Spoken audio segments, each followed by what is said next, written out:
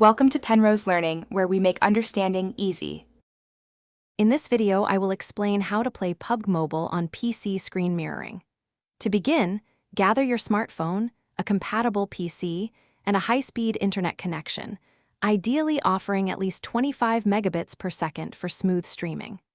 This setup bypasses traditional emulators, providing a direct and often more responsive gameplay experience on a larger display. We will cover each step, ensuring you achieve an immersive gaming session with minimal effort and maximum enjoyment. First, confirm both your smartphone and PC are linked to the identical wireless network to facilitate local mirroring. Next, download and install a reputable screen mirroring app on both devices, such as Let's View or a Power Mirror, which are widely recognized for their performance. For an even more consistent experience, especially if your wireless signal fluctuates, prepare a robust USB 3.0 data cable to connect directly, minimizing any potential latency. Once the applications are installed, open the mirroring app on both your computer and your mobile device.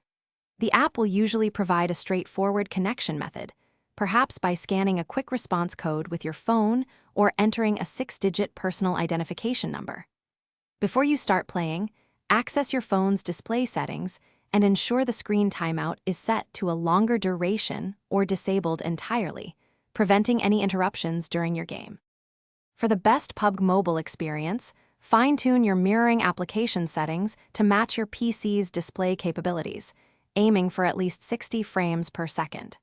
Crucially, use the app's built-in keyboard mapping tool to customize your controls, assigning specific computer keys to in-game actions like movement and shooting. Additionally, lower PUBG Mobile's internal graphics settings on your phone to smooth or balanced to minimize the processing load and ensure a fluid mirrored experience. Thanks for watching. If this was helpful, leave a like and consider subscribing. See you next time.